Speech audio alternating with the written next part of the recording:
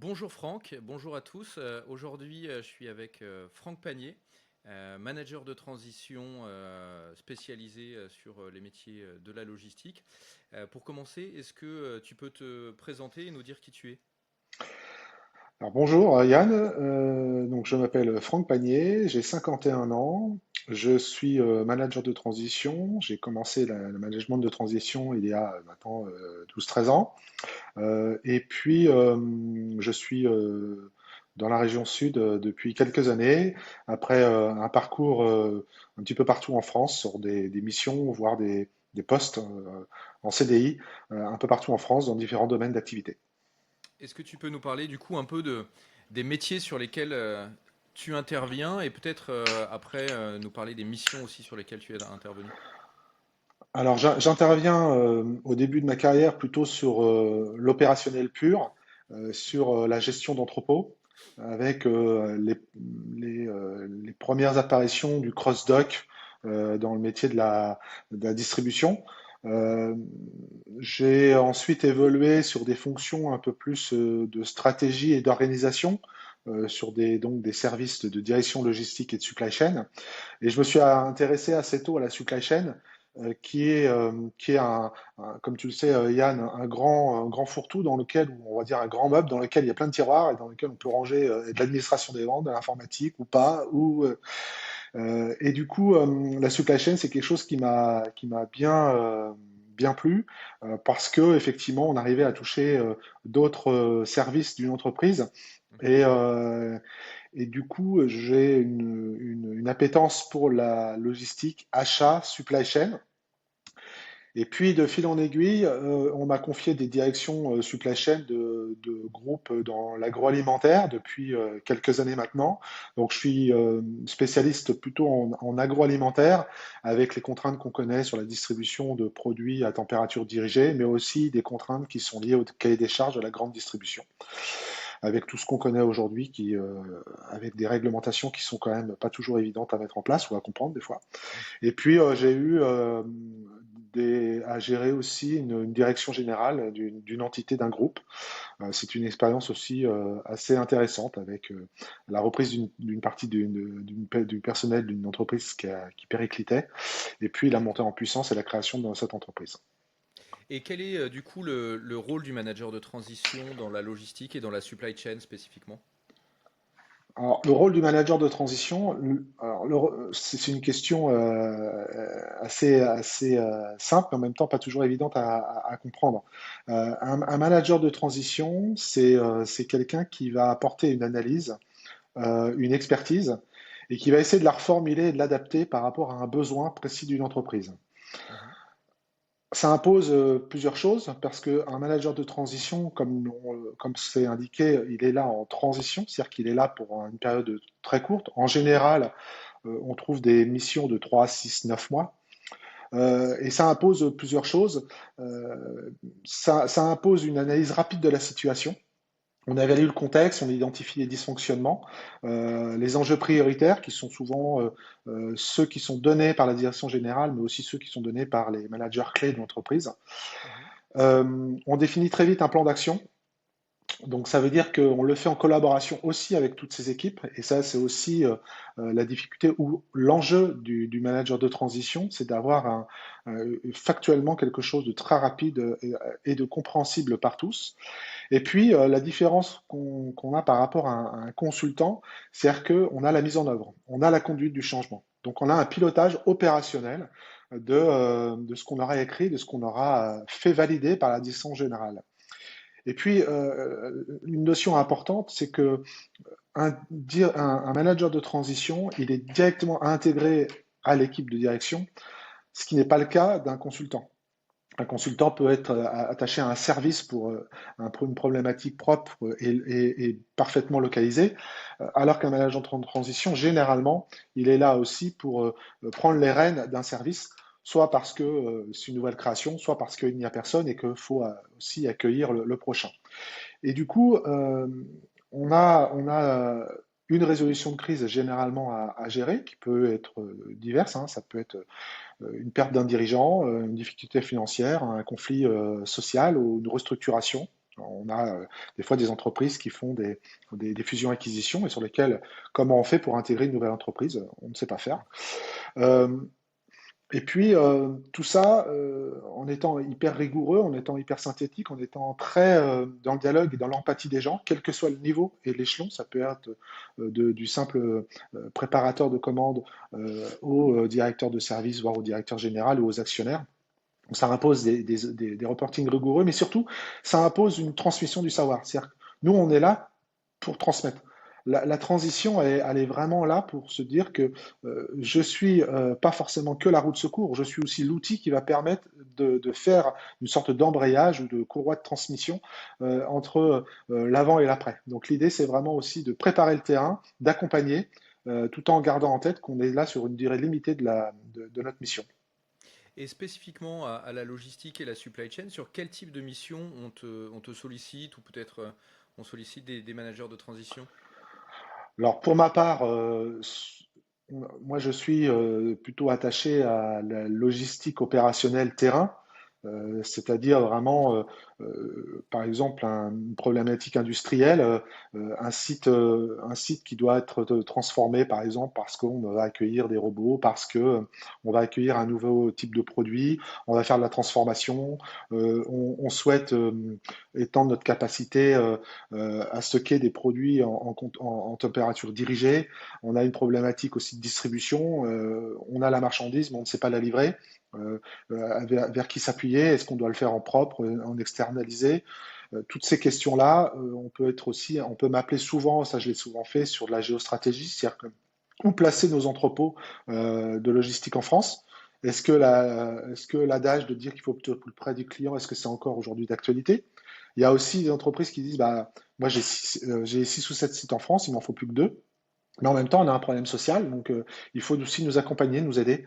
Donc je suis vraiment plutôt sur l'opérationnel dur de l'entrepôt et de l'entrepôt de la logistique.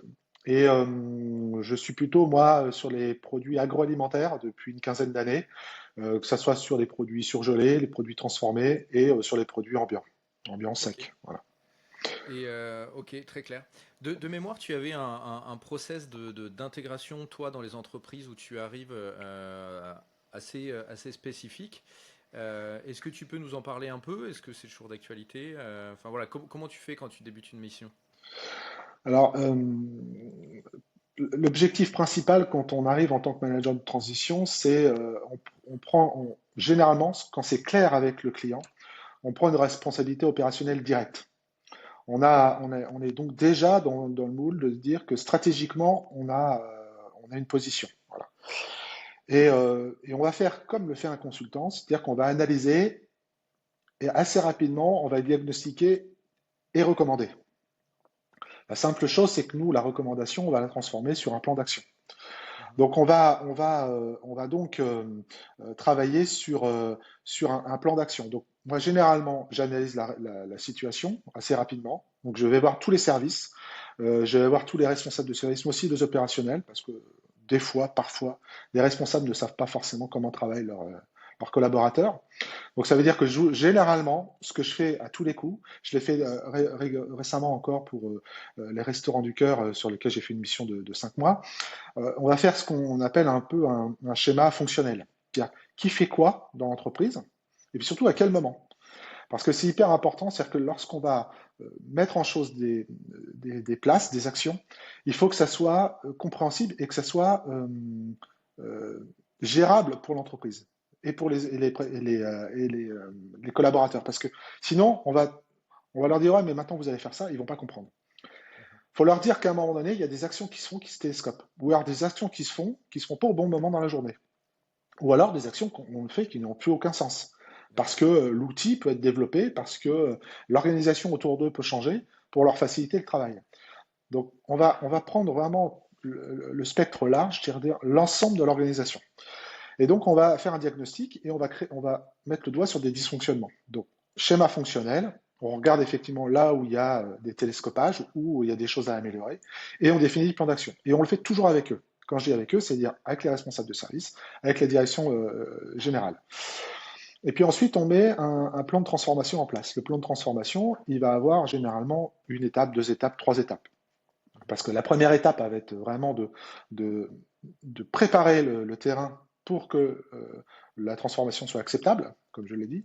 La deuxième, c'est la mise en place de ces opérations avec des reportings, des indicateurs clés, aussi l'accompagnement psychologique des gens, se dire, attendez, lâchez prise, il y a des choses qu'on va foirer, il y a des choses qui ne vont pas aller. Il faut accepter aussi l'échec.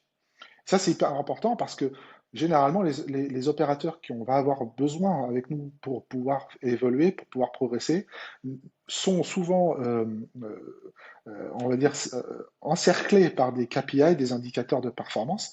Et à un moment donné, ils ne savent pas lâcher prise. Ils ne savent pas dire que, OK, ce que tu vas faire, bah, c'est nouveau, c'est normal que ça foire. L'acceptation, c'est hyper important.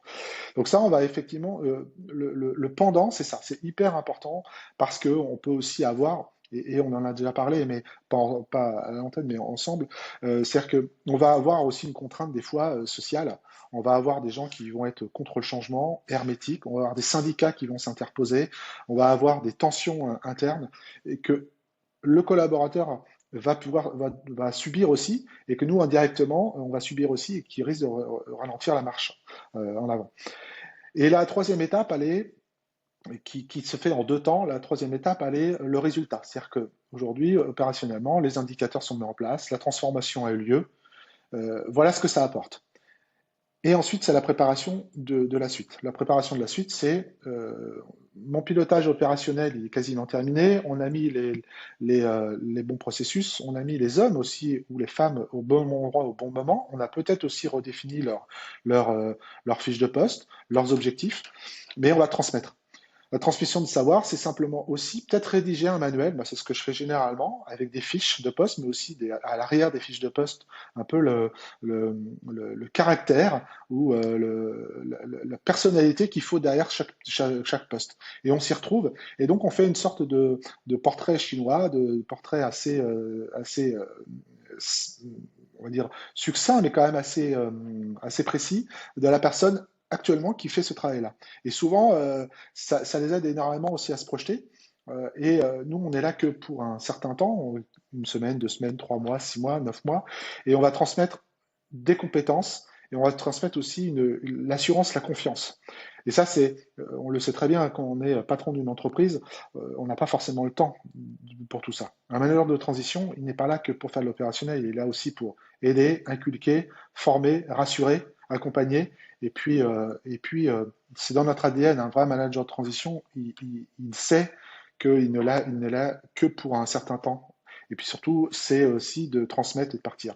Et puis, bien Et évidemment, oui, excuse-moi Franck, justement d'un point de vue humain, oui. euh, généralement le changement, l'adhésion à une culture, etc., c'est long, ou en tout cas un changement de culture, et toi tu arrives un peu dans ces périodes de transition. Comment on fait dans un laps de temps qui est quand même restreint pour réussir à générer ça, à susciter cette évolution-là? Alors, tu as raison, les gens ne sont pas forcément curieux et ne t'attendent pas forcément. On a souvent dans une entreprise, quand on arrive en gestion de crise, souvent une sorte pas d'omerta, mais en tout cas, les gens ne s'ouvrent pas forcément à toi. Il faut souvent avoir des petits tips pour pouvoir être à côté de la personne, et explique-moi ce que tu fais, sans être vu comme l'œil de Moscou. Hmm. Euh, et du coup, ça passe par le regard, ça passe par des mots, comme je le disais tout à l'heure, où il faut être adapté. Et puis, il faut leur dire aussi, mais le métier que tu fais, je ne dis pas que je fais exactement, ou je connais exactement ce que tu fais, mais par contre, moi, je l'ai fait dans une autre entreprise. Ça, souvent, ça les rassure.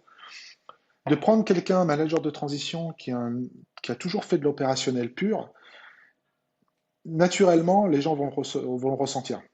D'accord. On est vraiment quand je dis s'adapter, c'est trouver les mots, c'est aussi de se dire, ben non, mais faire de la saisie Excel ou faire de la saisie de commande Ok, moi je l'ai fait. Décharger un camion avec les problématiques des gars qui viennent n'importe où, n'importe comment, ça je l'ai fait. Mettre en stock des palettes qui sont des fois pas, ça je l'ai fait. Donc c'est des choses, c'est hyper important toujours bah, d'être, on va dire, curieux, nous, managers de transition, de Mhm. prendre le temps avec les gens. Alors, souvent, enfin, à un moment donné, je suis pas en train de raconter une belle histoire où tout est beau. On peut pas avoir tout le monde, c'est pas vrai. Mais il y a des personnages clés comme ça. Il y a des gens qui s'ouvrent un peu plus que d'autres. Et moi, j'ai tendance à aussi aimer les gens qui sont durs en approche.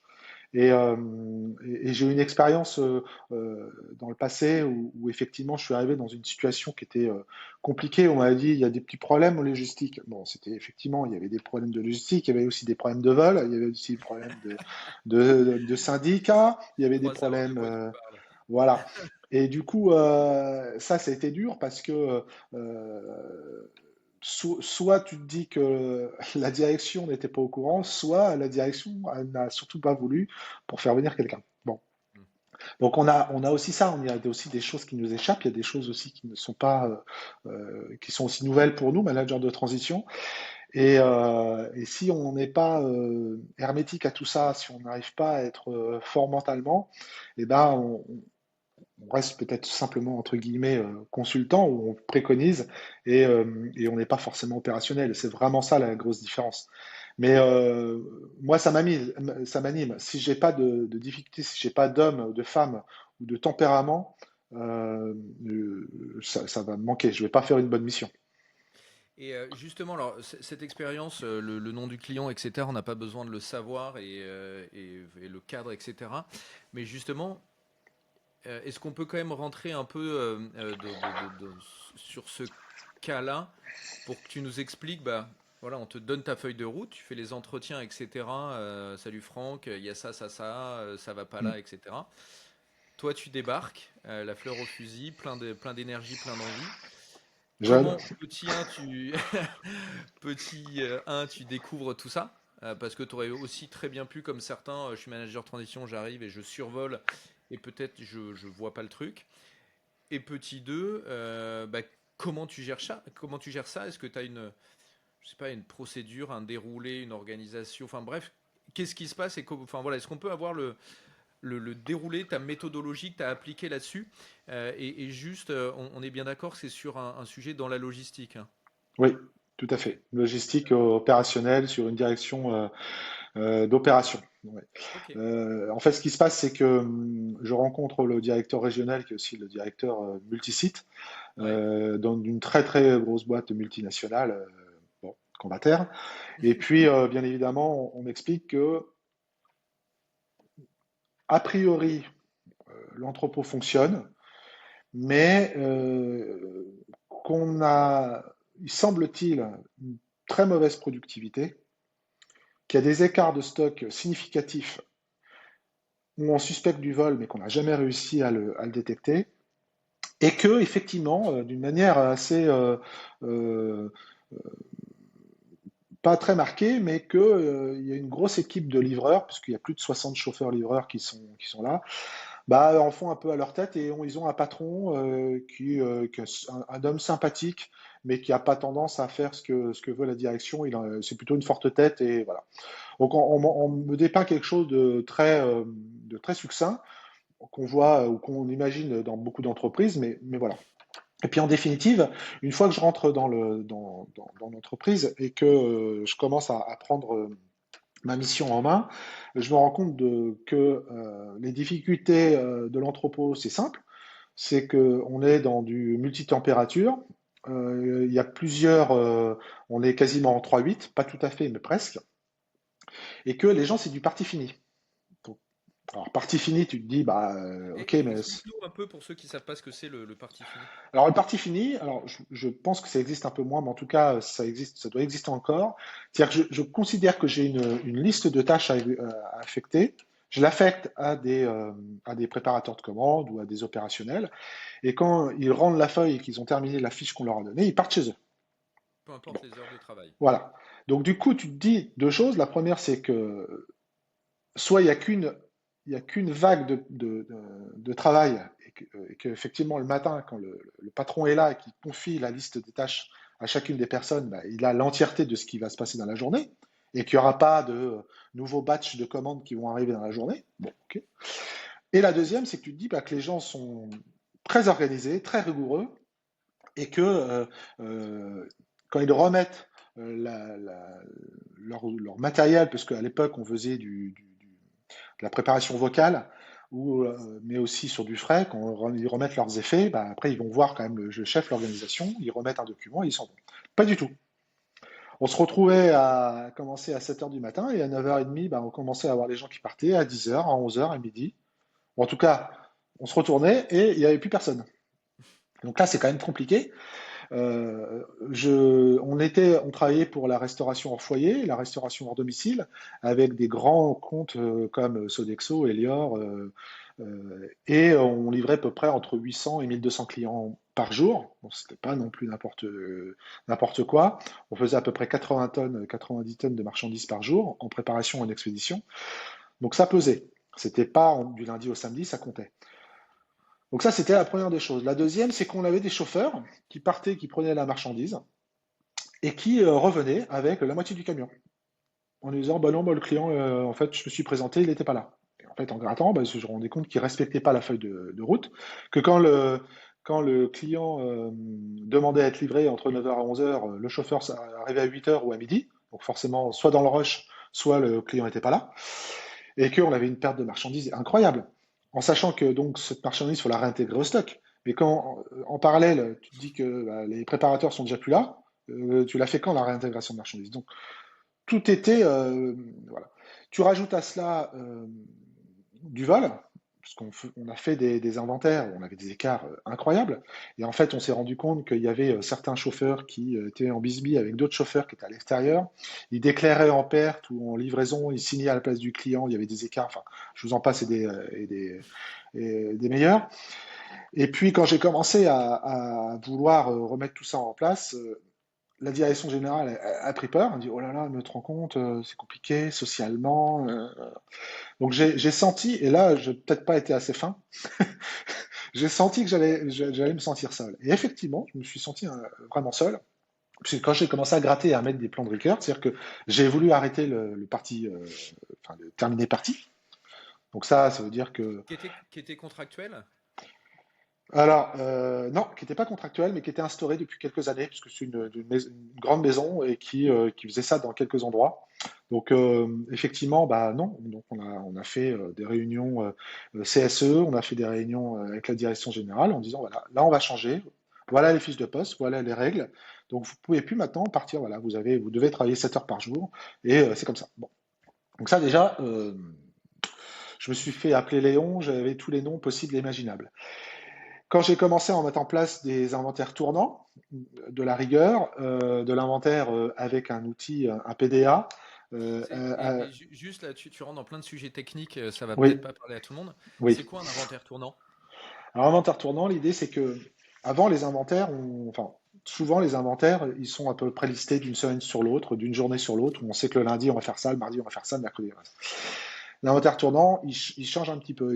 L'idée c'est de se dire qu'on va mettre en place des règles où on se dit qu'un produit, plutôt qu'il soit inventorié une fois dans le mois, eh ben, tous les produits du stock vont être inventoriés au moins une fois dans la semaine, ou une fois tous les 3 jours, ou une fois. Voilà. Donc on va changer les règles de contrôle des stocks.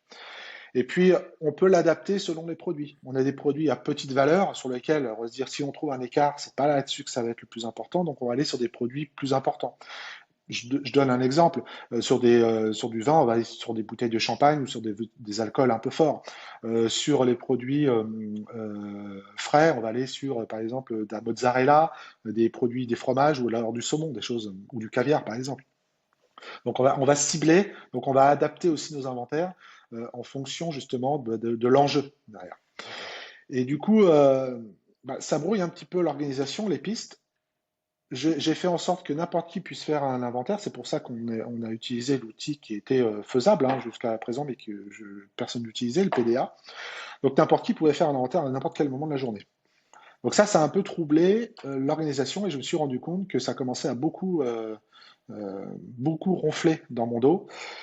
Et jusqu'à ce que bah, les syndicats commencent à s'en mêler, mais pas que. J'ai été aussi menacé physiquement Ah ouais. et ma famille parce que je dérangeais une petite organisation qui s'était mise en place depuis des années. Donc tout ça, je le mets dans un univers qui est Rungis, voilà, pour être très, très, très vague. Et du coup, donc il y avait des mafias, on va dire, des gens qui s'étaient révélés à moi, qui me suivaient, qui rôdaient, qui mettaient des mots sur ma voiture, qui essaient de me déstabiliser. Donc, pour faire court sur ça, ça a duré 4 mois à peu près, 4 à 5 mois. Donc, bah, j'ai été accompagné par la direction générale, où on m'a mis des gardes du corps. D'accord. Ah oui. Il a fallu qu'on mette en place des choses avec ma famille, avec mes enfants, mon épouse à l'époque. Euh, et il fallait que la mission continue. Donc, il y avait un discours avec les différents syndicats, que ce soit les syndicats qui représentaient le personnel de préparation. Il y avait aussi toute une organisation, un changement de cap important à mettre en place pour les équipes de transport. Et là, les syndicats chauffeurs sont virulents, mais sont plutôt comprennent et ont joué le jeu. Mais ça a été très très très dur. C'est-à-dire que d'un point de vue psychologique, d'un point de vue, on va dire, intellectuel, d'un point de vue, on se pose la question, mais quel est l'intérêt derrière? C'est-à-dire aujourd'hui, moi j'ai besoin aussi de protéger ma famille. Je fais ça pas pour me prendre un coup de couteau dans le dos. Mais bon, Oui, quand puis tu tu... dis, t'es de passage en plus, c'est pas ta société, t'es pas là depuis 15 ans et tu ouais, décides alors, maintenant de faire 4 mois et alors bien sûr, alors là j'étais dans un poste où j'avais été embauché à la fin en directeur des opérations. Mais j'y suis pas resté parce que je me suis rendu compte que c'était une belle maison et quand tu ouvres les portes, il n'y a pas de meubles, il n'y a pas de murs, il n'y a rien, quoi. Donc en fait, je dis pas que c'est de l'apparat parce que derrière il y a une vraie puissance, mais c'est quelque chose, c'est un métier malheureusement qu'ils ne maîtrisent pas, qu'ils ont continué à ne pas maîtriser. Et voilà. Donc, c'est une expérience. Mais on ne peut jamais se douter réellement des choses qui nous attendent, et c'est pour ça qu'en préambule dans notre discussion, j'avais précisé que souvent les directeurs, les DG, la direction générale, a du mal à vraiment caractériser le besoin réel qu'ils ont dans la recherche d'un manager de transition, d'un consultant. Et c'est hyper compliqué parce que d'un point de vue opérationnel, ils ne maîtrisent pas ces éléments-là. Donc c'est pas évident toujours pour une entreprise de placement de personnes, comme toi tu le fais, comme les entreprises qui peuvent avoir mon dossier, qui peuvent m'aider sur les recherches, de me dire bah tiens c'est Franck Panier qu'il faut ou c'est un autre. C'est hyper compliqué. Parce qu'on se rend compte que le problème, la mission, elle évolue aussi dans le temps. Notre rôle aussi, c'est d'identifier des nouvelles choses qui ne sont pas apparues tout de suite. Et du coup, souvent, très souvent, d'ailleurs, dans les 4-5 missions que j'ai pu faire, on m'a prolongé parce qu'on s'est dit, ah oui, effectivement, bah, il faudra transformer ça aussi, quoi. Et c'est très bien. C'est très bien. et ça sous-entend que les directions générales qui font appel à un manager de transition, mais d'ailleurs pas que, peut-être, enfin, on le voit aussi nous sur des recrutements en CDI, hein, où la personne qui débarque découvre des choses. Pour toi, en fait, les directions générales ou les actionnaires, etc., les gens qui vont te recruter, connaissent pas assez ce qui se passe sur le terrain. Ah bah complètement. Vous prenez le cas d'un directeur des opérations ou d'un directeur logistique supply chain qui s'en va. Il faut le remplacer. Il n'y a que lui qui est en contact avec le terrain, avec l'opérationnel. Les directions générales, elle est pas souvent. L'entrepôt, il est pas en dessous, et puis les bureaux au-dessus, hein. Ça arrive, mais c'est très rare. Souvent, vous avez des entrepôts ou de la logistique et la supply chain en décentralisé. Donc, vous ne pouvez pas le savoir. C'est encore plus dur quand c'est de l'externalisation. C'est-à-dire qu'aujourd'hui, une entreprise qui fait de la distribution et qui choisit de faire la prestation logistique complète de son outil, eux, ils vont voir le côté commercial, le côté business, mais pas du tout le côté opérationnel. Donc, quand leur directeur, qui était un directeur multisite, s'en va, un directeur général, il a malheureusement, rarement, les capacités à exactement nous présenter leurs difficultés, leurs besoins. Donc, c'est pas qu'ils ne veulent pas, c'est que c'est difficilement gérable pour eux. C'est deux métiers différents. Sur un autre sujet, tu as évoqué à plusieurs moments la gestion des syndicats. Oui. Pour avoir été moi en usine, généralement c'est quand même un travail de longue haleine où il y a de la confiance parce qu'il y a des réciprocités, il Mm. y a des points de contact, etc. Comment tu fais toi pour arriver dans un truc où t'es pas toujours le bienvenu, ou en tout cas t'es pas attendu? tu commences à remettre un peu l'ordre établi en place, au-delà du cas extrême que tu as évoqué, à chaque fois tu arrives, comme on le disait, dans une phase de transition, donc soit parce que c'est la crise, soit parce qu'il y a un changement, donc dans tous les cas, c'est un moment compliqué à passer pour les équipes. Comment on fait en si peu de temps pour essayer de les embarquer avec soi? Parce que d'habitude, Ouais. c'est un travail de longue haleine, quoi.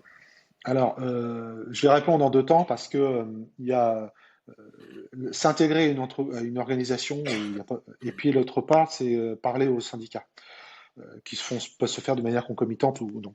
Bah, en fait, un manager de transition, il doit il doit être adaptable. Il ne doit pas être impressionné par son environnement. Donc ça veut dire qu'il doit être flexible, il faut concevoir que chaque entreprise est différente on a des nouveaux codes, des nouveaux langages, et des nouveaux produits aussi qu'on ne connaît pas. Et puis c'est souvent une organisation qui est sous tension ou en mutation. Donc effectivement, faut se dire forcément que ça va pas être simple. Donc il faut beaucoup de sens de l'écoute et de l'empathie. Ça, c'est hyper important. Faut aimer son prochain, faut aimer l'échange, et faut aimer aussi quand les gens bah, vous disent non, j'ai pas envie de parler avec toi aujourd'hui. Bon, c'est pas grave. Par contre, le primordial, c'est d'avoir une crédibilité immédiate. D'accord. La crédibilité immédiate, on l'a, pour revenir sur ce que j'ai dit tout à l'heure, parce que, alors il faut caractériser ce besoin-là et puis choisir le bon manager de transition, parce qu'on vient du terrain. On a bougé de la palette, on a réceptionné des camions, on a livré, on a pris un camion, on a livré le client. On sait ce que c'est que de mettre des produits sur un diable, de se faire engueuler parce qu'on arrive une demi-heure après. Voilà. Donc la crédibilité, elle doit passer. Donc choisir un manager de transition, c'est pas un manager de transition qui fait tout et n'importe quoi. On n'est pas des, on est des 4x4, mais il faut aussi se dire qu'on n'est pas des spécialistes de tout. La force qu'on a, nous, c'est on a une vision globale, on sait organiser, on sait ce qui se passe ailleurs et on saura adapter la bonne solution pour eux. Et on le partage. Mais on doit avant tout avoir une expérience. Moi, ça m'est arrivé de refuser deux missions notamment parce que c'était pas mon. Je pense que ça m'aurait plu et que j'aurais pu réaliser, mais je me sentais pas en légitimité. D'accord. Et ça se serait senti sur mes mots, sur mon approche, et donc c'est pas bon. Donc dans ma crédibilité, j'aurais pas été bon. Donc ça, c'est la priorité. Et puis, il faut être neutre. Il faut toujours être neutre. Il faut être neutre et objectif. Quand on parle à un chauffeur-livreur, quand on parle à un directeur, on n'est pas là pour le remplacer. On va pas y prendre sa place. Donc, je pense que ça, de fil en aiguille, comme tu le disais tout à l'heure, ça se fait pas en une fraction de seconde.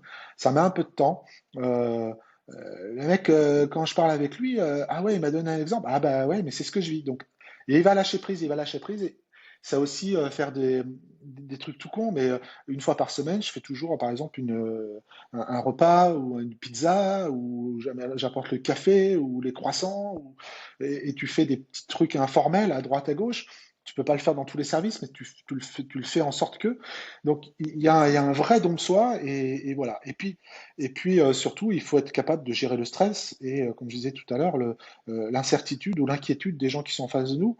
Et quand on a des mots qui sont adaptés, qu'on essaie d'être accompagnant et on garde notre calme et notre neutralité, parce qu'on n'est pas en train de dire, ouais, ton patron c'est un connard, ou ton responsable il est pas bon, ou ton directeur général il sait pas ce que tu fais. Non, c'est pas ça. Il faut vraiment qu'on reste à notre place et qu'on soit calme, et que même si c'est la 10e personne qui vient te voir et qui parle avec toi dans la journée, il faut qu'il se sente comme si c'était le premier entretien de la journée. Il faut que tu restes frais et tout. Donc c'est hyper compliqué, mais c'est la clé du succès. D'accord. Ok. Et est-ce que ça t'arrive de demander à la direction qui te recrute d'avoir un ou deux leviers, des choses à lâcher rapidement pour montrer que c'est toi qui as les rênes, que c'est toi qui ou que tu vas avoir de l'impact, etc. Ouais. Est-ce qu'il y a des petites subtilités comme ça où tu dis attends, ils attendent ça, je vais débarquer et comme ça ils vont voir. C'est une super question, et c'est une question qui met souvent mal à l'aise les managers de transition. Pour deux raisons. La première, c'est que souvent on nous prend pour des intérimaires de luxe, et qu'on est payé cher et que machin et tout ça. Donc demander ça en plus, c'est compliqué. Puis le deuxième problème, il est que le diagnostic qu'on fait, il n'est pas toujours agréable. Et si en plus de ça, on va voir le directeur en disant, bah écoute, là, il faut que tu lâches 2,5% sur les augmentations, là, il faut que tu fasses une salle de repos digne de ce nom, il faut que tu changes la cuisine, ou il faut que tu rachètes des camions, c'est compliqué. C'est compliqué et quand je vais dans une entreprise, je m'assure qu'ils ont vraiment compris quel est le rôle. Là, je suis en train de répondre euh, pour une mission, là, et on est vraiment sur ce genre de détails qui sont pas du tout anodins, et tu as raison. Donc, si je, une entreprise qui va lâcher, elle a compris vraiment ce que c'était qu'un manager de transition, et là, tu sens que tu es attendu. Ok, Si tu es déjà dans une limitation, ça va être compliqué. d'accord. Ok. Donc moi, je m'en assure toujours. Alors après, tu peux avoir des surprises, hein. Mais ouais, il faut qu'à un moment donné, on les mette sur la table. On est d'accord. Ok. Ok, super. En préambule, on a parlé tout à l'heure de gestion de crise, donc on a parlé de cet entrepôt là où c'était un peu le feu. Est-ce que tu as d'autres exemples de crises que tu as vécues et de comment tu les as gérées? Bah, une entreprise, enfin une expérience assez récente. En fait, quand je finissais une mission de management de transition de 18 mois pour une entreprise qui s'était développée au travers de plusieurs actions à mettre en place. Et puis je terminais et les actionnaires en fait avaient un projet, c'est de racheter une entreprise euh, qui était en redressement judiciaire, enfin qui allait être en redressement judiciaire, on le savait, sur lesquels il fallait reprendre une activité, enfin cette activité, enfin une partie de leurs activités, soyons précis. Et du coup, ils m'ont demandé de reprendre la direction générale et de permettre justement l'intégration, la reprise du personnel, d'une partie du personnel de cette activité-là. Et je suis arrivé dans un contexte assez compliqué, dans le sens où, un, l'entreprise était en difficulté, les collaborateurs le savaient, et il y avait une très mauvaise communication, il n'y avait pas beaucoup d'échanges. C'est une entreprise historique avec des anciens patrons, un peu à l'ancienne, où l'école blanc, l'école bleue, si bien que la communication était pas là. Voilà. Donc les gens étaient paumés. Et moi, il fallait que je reprenne une partie de ce personnel-là. Donc, il fallait que je fasse un choix aussi. Voilà, donc, déjà pas toujours évident. La deuxième, c'est qu'il me regardait effectivement comme une vache dans un pré, avec des grands yeux comme ça, et en voyant le train qui passait, il me dit, mais c'est qui ce gars-là, quoi. Et la troisième, il fallait quand même, on avait des enjeux économiques et des deadlines courts, parce que quand on reprend une entreprise, il y a quand même le tribunal de commerce, il y a des problématiques légales, juridiques importantes. Je sais pas d'où vient ce smiley là qui. Ah, il y a une petite bulle, une petite bulle. Je suis désolé. T'es dans un aquarium. Mais Euh, oui, un peu. euh, donc on a effectivement des contraintes aussi de deadline. Et puis la troisième, il faut qu'on explique et qu'on mette en place une organisation qui peut être très différente de la leur.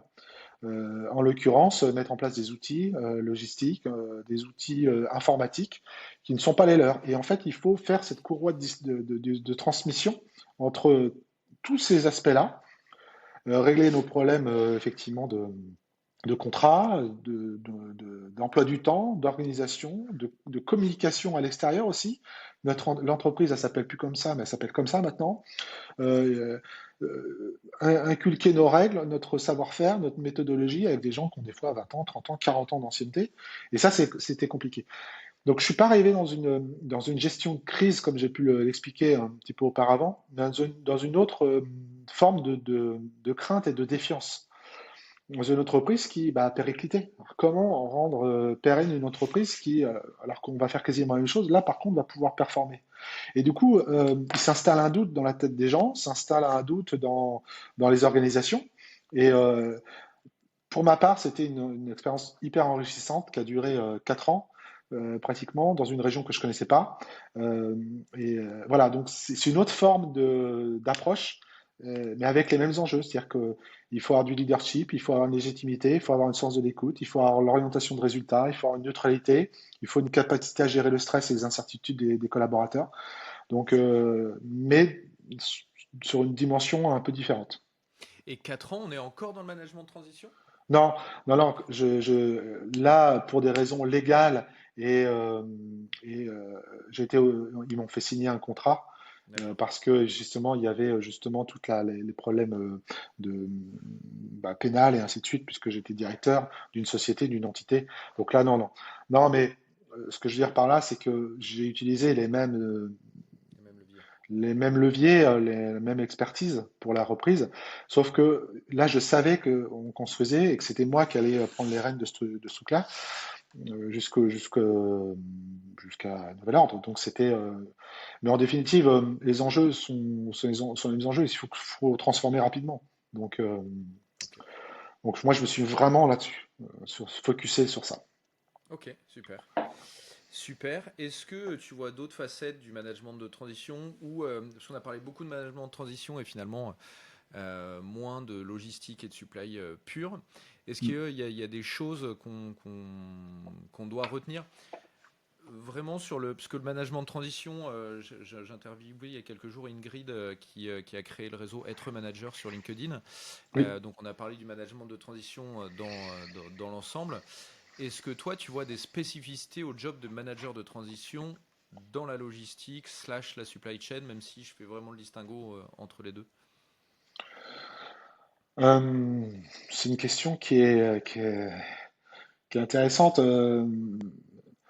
Moi, comme je le vois, alors, moi j'ai 50 ans, je ne le perçois peut-être pas comme un manager de transition qui a 10 ans de moins que moi, on va dire, parce qu'il faut quand même avoir une certaine légitimité pour faire ce métier-là. Euh,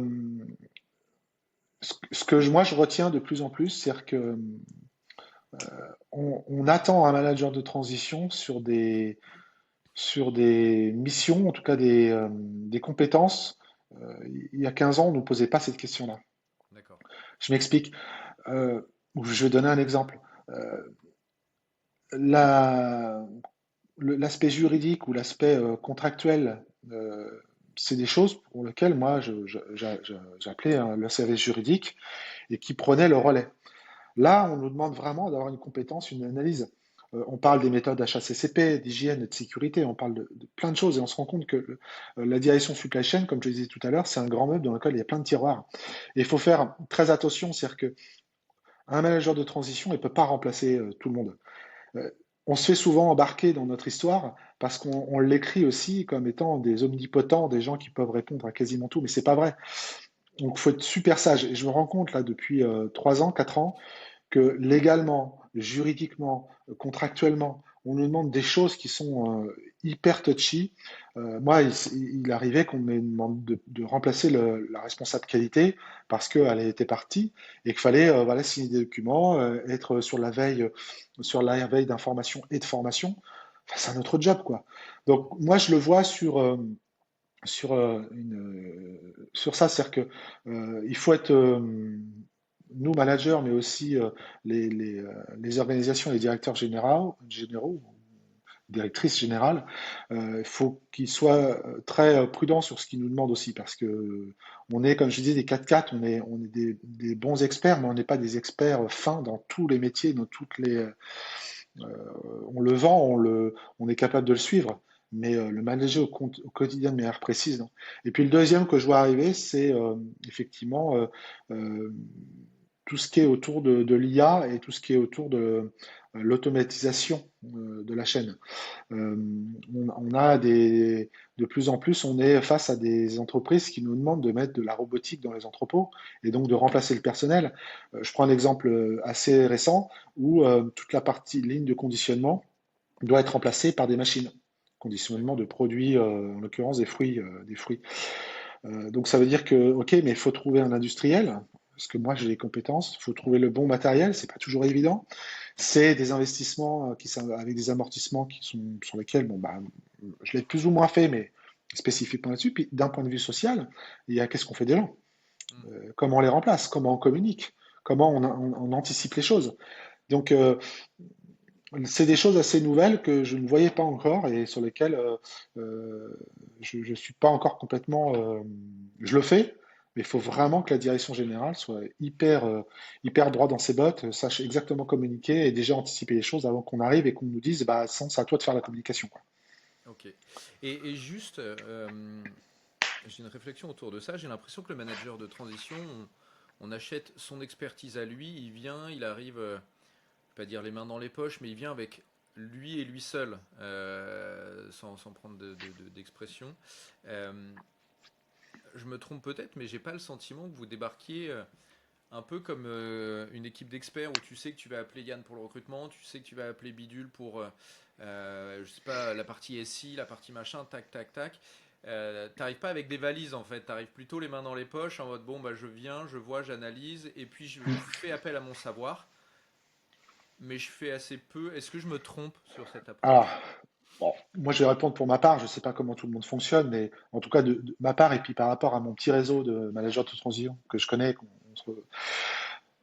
euh, généralement, moi pour ma part, je m'impose à ne pas trop avoir le détail de tous les ragots, les ondits, les machins, les trucs. J'aime bien me faire ma propre opinion. Mhm. Mais là où je te rejoins, c'est que souvent, un manager de transition, il va essayer de répondre avec toute sa compétence, toute son envie, toute son énergie et lui seul. Moi, ça m'est arrivé à 2 reprises de forcer pour qu'on intègre un autre manager de transition en binôme avec moi pour m'aider spécifiquement. Alors, c'était pas tout à fait un manager de transition, mais en tout cas, il était quasiment perçu comme tel. Donc, on peut avoir besoin, en l'occurrence sur une direction financière, on peut avoir besoin de ça. Parce que, comme je disais tout à l'heure, on m'avait confié toute la partie industrialisation de ce site-là, mais comme je disais, il y a une compétence de gestion, d'amortissement, de rendez-vous avec les banques. Nous, on peut s'occuper du côté industriel, mise en œuvre, processus opérationnel. Mhm. Et du coup, moi, je n'avais pas cette analyse-là. Le directeur général était un ancien. Il n'avait pas forcément, il a monté sa boîte lui-même. Il n'avait pas non plus ces compétences-là. Donc, on a fait venir justement ce directeur financier, cette fonction de mission cette mission de direction financière. Et donc, oui, ça m'arrivait, mais c'est assez rare, oui. D'accord. Ok, donc on vient plutôt solo apporter son expertise et Ouais, pas ouais. et Oui. c'est dommage, ça donnerait peut-être un peu de corps justement, dire ok, il arrive avec pas ses valises, mais limite presque une équipe d'experts quoi. Il y a Franck qui est l'expert gestion, qui vient avec son expert finance, avec son expert qualité, etc. Et... Ouais, alors, ouais, je suis d'accord avec toi, Yann. Par contre, ce qui arrive assez souvent, c'est que faut pas oublier qu'on est une courroie de transmission et que on remet les clés ensuite à son successeur, au suiveur. Le suiveur, il peut être des suiveurs. C'est-à-dire que moi, j'ai déjà rendu une mission dans laquelle mon poste, ma mission a été splittée en deux.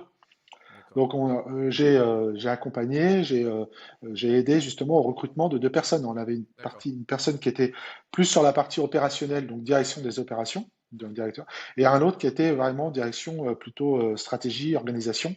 Et on a splitté en deux parce que c'était pas raisonnable. Ok. Donc, on a ce rôle quand on part de préparer un peu le terrain, de former, d'accompagner. Et le changement, c'est peut-être pas fait. Enfin, il peut perdurer aussi une fois qu'on est parti. C'est-à-dire on a ouvert les voies, on a tracé un peu une trajectoire et puis on a mis les gens qu'il fallait en place. Très souvent, j'ai fait du recrutement, hein. Enfin, du Ok. recrutement au pluriel. Tu m'as pas appelé assez souvent, je trouve. Ouais, alors, faut savoir, il y a 2 choses, mais tu as raison, Yann. La première chose, c'est que souvent aussi, c'est un jeu de mutation interne. C'est-à-dire qu'on peut avoir aussi des gens dans des grands groupes qui changent de région et qui sont intéressés pour venir faire ça. Puis la deuxième, c'est qu'on a accompagné, on a formé des gens et on a mis en place un outil, un ERP, qui aussi solutionne une partie de ces Mhm. problèmes-là, de ces missions. Euh, c'est aussi ça, un vrai manager de transition, et en l'occurrence sur la supply chain, c'est-à-dire qu'on a quand même une appétence sur les outils informatiques. Je parle pas de la S400 ni des SAP, hein. On a une curiosité sur les WMS, sur les EDI avec des prestataires ou des solutions extérieures. On a vraiment des choses aussi. Donc, c'est pas forcément que des moyens humains, ça peut être aussi des moyens informatiques. Ok. Le temps tourne. Est-ce qu'il y a une dernière chose, un dernier sujet qu'on n'a pas abordé, selon toi? Il y a un sujet qui est important pour moi et sur lequel je voyais pas forcément de. Je me rends compte que, alors, c'est pas parce que tu es là, mais tu en fais partie, j'en connais que 2 d'ailleurs. Je me rends compte que les sociétés qui placent des managers de transition sont souvent des entreprises qui font autre chose, qui font Mhm. aussi. Et souvent, les entreprises ne savent pas bien parler de nous. Mhm. ils ne savent pas vraiment nous vendre dans notre sens où on est des 4x4. On n'est pas des justes consultants ou des auditeurs. Nous, on accepte que le truc ne soit pas super bordé. On accepte que la mission, elle est plus ou moins variable dans son temps. On accepte qu'il y ait des impondérables. On accepte que, de toute façon, à la fin, il va falloir qu'on rende les clés. Mhm. Et que notre boulot, il est aussi un boulot de médiateur avec l'entreprise, de médiateur avec les syndicats. On a souvent un rôle, un apport psychologique, on rassure les organisations et on a beaucoup d'empathie pour les gens. Et ça, c'est un trait de caractère où moi, je ne suis pas sûr aujourd'hui que moi, Franck Panier, on me vende bien et que je fasse la différence dans une mission. Ouais, mais Et excuse-moi de te couper, je non, suis non. d'accord. J'ai une analyse à plusieurs tiroirs et je vais peut-être pas me faire que des copains, mais je pense déjà que la plupart des gros pure players, alors ils diront l'inverse, mais voilà, la plupart des gros pure players du management de transition, les métiers logistiques, industriels, historiquement arrivent un peu plus tardivement parce qu'à la base, le management de transition, c'est plutôt de la direction générale, puis de la finance, puis des RH, et petit à petit, on glisse sur d'autres métiers. Donc je pense qu'ils ont tous un gros réseau, etc., une très bonne expertise que probablement moi j'ai pas, mais qui est peut-être sur d'autres fonctions. Euh, et deuxièmement, comme tu le disais, beaucoup de gens comme moi viennent d'ailleurs, du recrutement, certains de l'intérim, etc., et glissent vers ça. Et du coup, prennent ça comme un plus, comme un CDD finalement si tu fais du CDI, ou comme de l'intérim cadre si tu fais de l'intérim tout court. Et du coup, t'assimiles tout, et puis tu mélanges, et puis oh, ouais, bah, c'est à peu près pareil. Et pour terminer, je pense qu'il y a aussi, peut-être côté manager de transition historiquement, l'envie de se placer différemment, de se placer au-dessus en sachant, etc. Et de rendre le truc un petit peu nébuleux. Parce que bah, typiquement, quand tu recrutes un CDI, c'est un CDI, c'est un salaire brut, un salaire net, c'est assez lisible. Le management de transition, on en parlait avec Ingrid, bah, il y a différentes façons de facturer la prestation du manager, la prestation du cabinet. Donc en fait, tu démultiplies la complexité. Pour faire face à ça, en plus, nous, on est en contact avec des interlocuteurs souvent à qui on bazarde le truc. Là, on a le cas, la cliente, en fait, ah, il nous faut un manager de transition. Bah, il va faire quoi? Pourquoi? Donc, petit 1, elle ne sait pas ce que c'est le management de transition parce qu'elle n'en a jamais recruté. Et petit 2, elle ne sait pas ce que c'est que le job qu'elle recrute parce qu'en plus, c'est hyper nébuleux. C'est un mec qui a un équivalent N plus X pour elle. Donc, déjà, enfin, tu le sais comme moi, les RH, elles ne connaissent pas toutes ou tous les jobs du terrain parce qu'il y a une diversité, etc. Enfin bref, il y a plein de raisons à ça. Mais du coup, tu te retrouves avec des recruteurs pas hyper à l'aise avec le truc et des interlocuteurs pas hyper à l'aise non plus avec le truc et les intervenants qui sont censés être au milieu. Pour certains, que ça a bien arrangé longtemps que personne ne comprenne trop ce qu'ils font pour pouvoir facturer plus cher, se montrer différent, etc. etc. Et donc je pense que c'est un mélange de tout ça qui fait qu'aujourd'hui, bah, ouais, c'est un peu confus et qu'il y a des initiatives comme celle d'Ingrid, mais je crois que, enfin, j'imagine qu'il y en a d'autres, de gens qui veulent, bah, comme tu le disais toi, expliquer ce que c'est qu'un manager de transition, à quoi il sert, quand est-ce qu'on l'amène, etc., etc.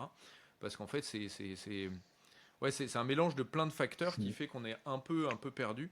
Et typiquement, moi, si je prends mon cas, moi, ça m'est, alors, j'ai eu cette chance de travailler avec des gens qui le faisaient, donc de déjà comprendre ce que c'était.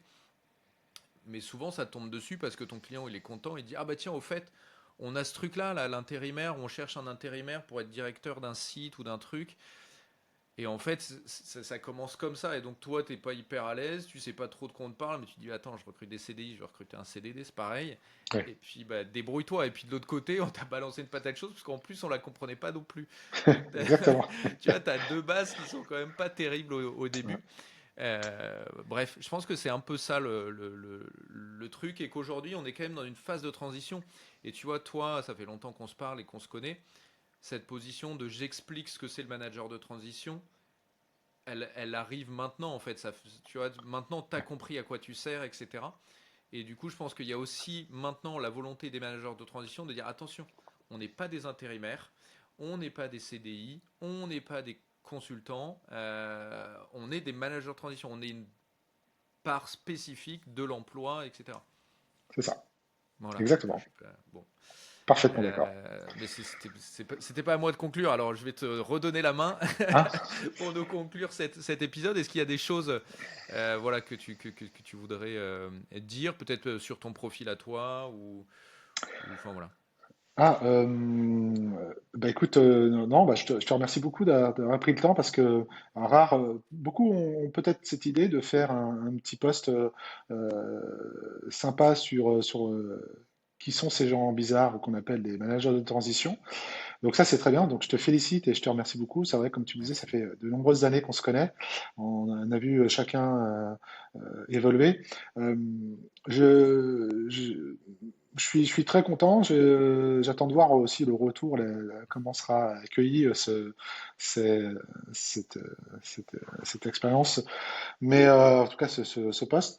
Moi, aujourd'hui, je suis disponible pour une future mission, toute France. Je suis Ok. mobile, même à l'étranger, s'il faut, bien sûr, sur des fonctions de management, comme vous avez dit, logistique, supply, transport, achat, direction générale aussi, puisque j'en ai fait. Donc voilà, il faut contacter Yann, entre autres, Avec plaisir. pour me voir. Allez, ceux qui le veulent peuvent te contacter aussi sur LinkedIn. Oui, Je suis pas sectaire. pas du Voilà. tout. Vous pouvez me solliciter pour des missions, mais vous pouvez aussi passer par Franck en direct, qui est assez réactif et assez actif sur LinkedIn notamment. Eh ben, merci Franck, merci d'avoir pris le temps de me parler. Ça fait 2 ans qu'on parle de ce podcast, donc je suis ravi d'avoir passé 1 heure avec toi à discuter depuis le temps qu'on en Également. parle. Merci beaucoup à toi, Yann, et puis bonne route, bonne À très chance, et bientôt. tout ce qu'on peut se souhaiter. Au Merci, revoir. salut.